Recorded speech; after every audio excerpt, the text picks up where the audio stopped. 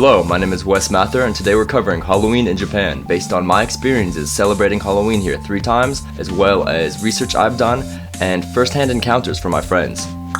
We are going to talk about the Japanese test of courage, or kimo dameshi. This is the traditional practice of testing your bravery by entering a place that is haunted or creepy or scary. Sometimes a haunted house set up by a school festival, and sometimes a place that is rumored to be legitimately haunted, and I'll be covering both. First, doing so as a group, and second of all, when I went to do so alone, at an abandoned haunted house in the countryside of Japan, close to where I used to study abroad. Okay, let's begin.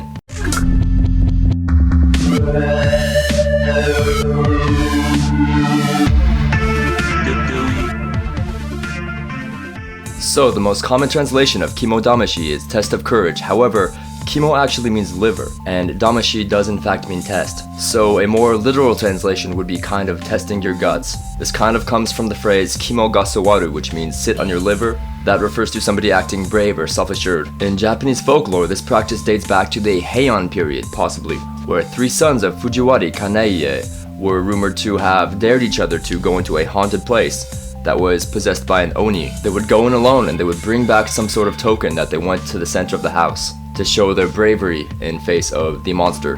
However, now it's something often practiced by students to basically just show your bravery and to enjoy the somewhat mysterious and scary parts of life that many of us have some sort of fascination with. Although I am covering this in a Halloween segment, this traditionally is done in summertime. Summertime in Japan, in specific the middle of summer, is supposed to be the time where the spirit world is more close to the world of reality. So this is the time when many school festivals or class trips would participate in this test of courage. My friends here have told me about stories on class trips where their teachers would set up kind of like spooky props or even dress up as ghosts in parts of the forest that they deemed to be safe beforehand. And then the students would be put into pairs at random and sent into the forest to scout out these objects. My friends said that everyone kind of hoped that they would be paired up with their crush, and that at some point the teachers would often make scary noises in the forest or actually jump out and scare them.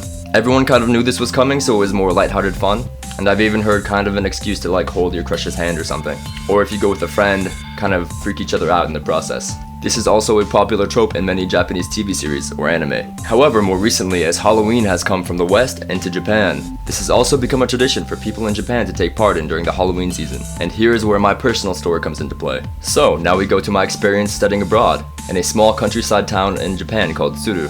Here are photos of my study hall, as well as the school rooftop and the school sports arena. And my experience with the test of courage all began when me and my friends went to go play in the river. This is a group of other exchange students as well as Japanese friends that we met along the way. In specific, Japanese friends that had a lot of interest in foreign culture and helped us out a lot in our process of assimilation to Japan. So here we were playing in the river, but on the way we actually ran into this old abandoned house. It was of course an oddity, and our friends did tell us some stories about it being a little bit haunted. As these stories continued, the tradition of a test of courage, or kimo dameshi, came up, and as Halloween was approaching, a lot of us did agree that that is something we would like to try out. Now many of us were skeptical, and not all of us wanted to take part. Our Japanese friends said that most of their experiences with a test of courage were in their elementary or middle school, such as I explained earlier. And many said that also they would take place at school festivals, where one classroom would be more converted into a haunted house, and other students, in particular senpai, would dress up as monsters and scare people. They also touched upon how they would also like to take their crushes into this event. But we thought we would try it with a real haunted house. So that night we geared up, and this is our experience. I do have to add before we enter more spooky stuff how blessed I felt to have that day at the river, how amazing of an experience it was, and if you ever get a chance to study abroad, I suggest you pull the trigger on that opportunity right away. I really loved it. It was such a peaceful, serene time, and definitely a memory I'm never gonna forget. Also, brief note that I did hear from my Japanese friends that the house was safe and that people entered a fair amount of times. However, if you ever take part in something like this in Japan, I definitely of course recommend a sanctioned area, like the world's scariest haunted house at the Fuji-Q theme park, or one of the test of courage events at the many Halloween festivals. Of course, stay safe, but in hindsight, this was an experience. So that night we geared up, and this is our experience. Now, this is all covered, as you can tell, through my photos of the time. It was a nice walk through the early fall night, and I really was happy I found friends that I could do stuff like this with. It was relatively early in our study abroad experience, and I think doing kind of unique activities really brings people together. I was excited, I kind of felt like it was a scene out of a movie, and I was a bit scared too, to be honest. One of the Japanese students suggested that sometimes you do rock, paper, scissors, and then you are randomly assigned a partner that way, and then you can go in 2 by 2. However, the consensus was that that could be a bit too spooky, so we all went in as one group. So here's the outside of the house again in the daytime so that you can have kind of an image of the scene. And here it is. This is from the first room inside, looking out towards the front door. And I'm not sure if you can see, but the floor paneling on the entrance hall is missing, so that you kind of have to step on each individual beam on the way in, so that you carefully have to walk in, balancing on each individual board as you enter. And we did kind of joke that if there was a ghost or a monster, that would make it very difficult for us all to run outside at the same time, which we kind of nervously laughed at. We really only had our cell phone lights and the flash of my camera to light the way, like a typical horror movie, so that kind of set the mood as well. And I know you're expecting in like the shadows of one of the photos to see like a spooky ghost face or something, but nothing like that happened. Boo. Unless of course you guys find something that I don't, so please let me know if you see like a ghost in the background. Yikes.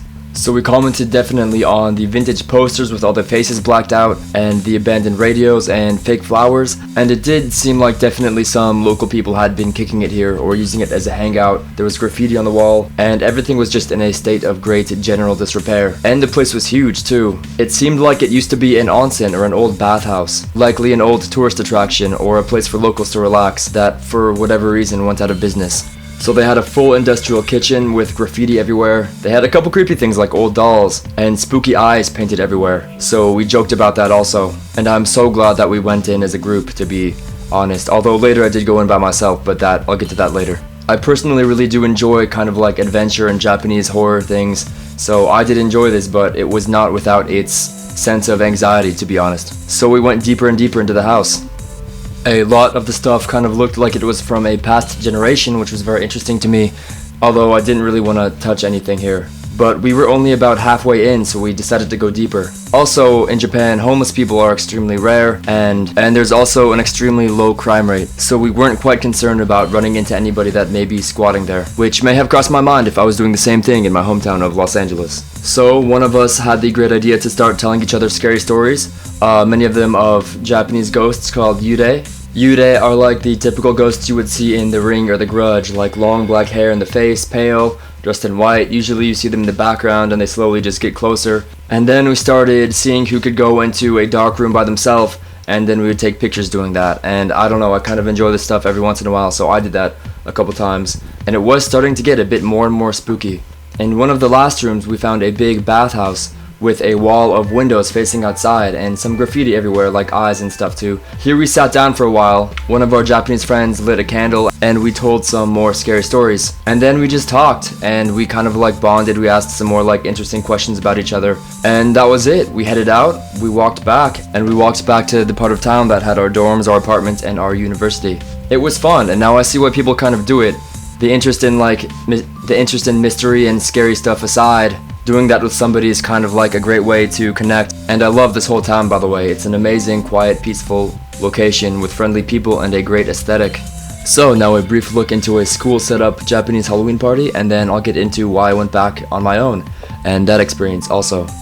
To prep for Halloween, the Japanese exchange student program really set up a really cool room for us to have a small Halloween party in, with Japanese students who were interested in practicing English and teaching Americans elements of Japanese culture and exchange kind of. But really they were the ones helping us out constantly. In Japan, it's kind of tricky to have events in apartments every once in a while because of the noise, and also because many apartments are quite small. So they often have places you can rent out for a night for fairly cheap, especially if everybody splits it. So we all cooked food and we brought it all together, and we had an amazing small Halloween party. This is another experience that was kind of unique in my life. Something about being in a new place with new people kind of disarms the ego, and studying abroad, I was able to become great friends with people that initially I might not have anticipated I had much in common with. So we ate, told jokes, played some games, and I really felt like I was experiencing a great student life in Japan. And then we talked about the test of courage again, and local ghost stories and legends came up also. I really felt like I'd like to go back and check out that house. In the last room with the giant bath that we went to, there was a second story, but none of us really felt brave enough. However, I was very curious. It was still a very new country and a new place for me, and something about that really drove me to explore, I think. So I planned to go check it out the next day, and that is what I did. Oh, and I dressed like the cat from Kiki's delivery service, by the way, and then this girl was Kiki, and actually this other friend was Kiki also, if you had questions about my costume. And then we had a lot of tissue paper to clean up. However, we started wrapping each other up in the tissue paper like we were ghosts or something. I can't quite remember, but it was a lot of fun. And again, I suddenly felt kind of open with a lot of new people. So if anyone watching this gets to travel, I hope you have similar experiences. With the sun shining, suddenly the whole situation felt a bit less sinister. So I took the walk, and by the way, the walk there is about 15 minutes. I passed a convenience store, so I bought myself some juice and some coffee, and I enjoyed the sunlight. Japan has 4 very distinct seasons, and I could really feel the change in the fall air, which I enjoyed. I also loved living in the countryside. I kept feeling and thinking like this town had so much history, which I believe I learned a lot about later, so I am gonna try to make a video about that at some point, too. So I was back to the river where the house was, and there it is in the daylight, and here I went in. I honestly brought some books and schoolwork because, spookiness aside, the place was kind of beautiful, I thought, with some of the more traditional architecture inside, like the tatami mats, and then the great view of the river too, but that didn't really end up happening for too long.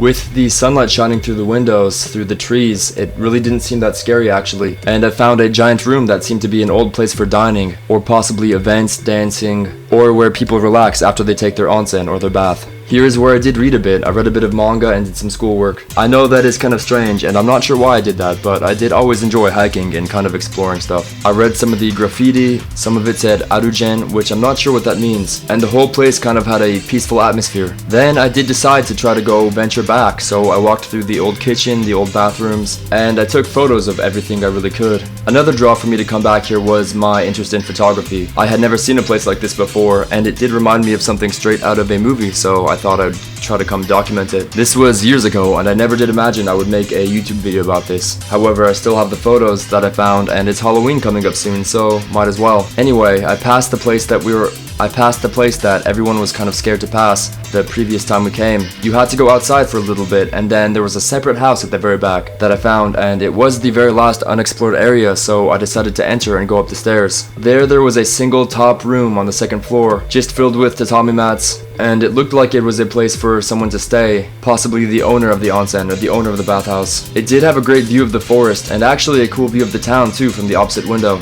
I wasn't really scared up until this point, however, for whatever reason here, I think just because I was so far away from the main street. But then I did hear some kind of noise, so I decided it was time to leave. But it is a forest, so I'm sure there are animals or something, but I just wanted to go. Those were the stairs down leading from that room, and I safely and quickly got out of there. I know it's not very climactic and nothing really happened, but that is my experience with a test of courage in Japan, as taught to me by students at the school there, and of today through some research. It was a unique experience that I don't ever see myself having again, and I enjoyed the image it gave me of an older time in the Japanese countryside. I actually went back 1 year later, just really to hike to the river and see the view again, kind of for nostalgia purposes. And at that point I saw the empty lot where the house used to be. The whole place was demolished. So these were the last photos of that building I could have taken. I kind of think about trying to find out more about that spot every once in a while. Maybe I'll look up on older images of Google Earth and see if I can find some information. But it did seem like it had been in disrepair and out of function for quite a long time. By the end of my stay there, I ended up making friends with a lot of locals, so now that my Japanese skill is better, I might go back and ask them if they know anything about that place. But who knows. Anyway, that basically wraps up my experience with a test of courage in Japan. I know in part it was less factual and more personal, but I hope you enjoyed it. And I hope everyone is about to have a happy Halloween tomorrow. I have been in Japan for 3 separate times during Halloween, and I would like to make videos about my other experiences here. One being about the school Halloween festival, and the private Halloween party in a cabin in the woods that my school club held. Also both very unique and special experiences to me. But for now I'm gonna wrap this up, so as always thank you for watching. If you enjoyed this, please consider liking this video and subscribing to my channel. There will be more content coming fairly often. If you would like to see my media work in Japan and some more photos of my memories here, feel free to check out my Instagram at WES MATHUR. And if you would like to support me, then I do have a merchandise store too, where I sell clothing inspired by my time in Japan as well. So thank you for watching and have a fantastic day, and happy Halloween.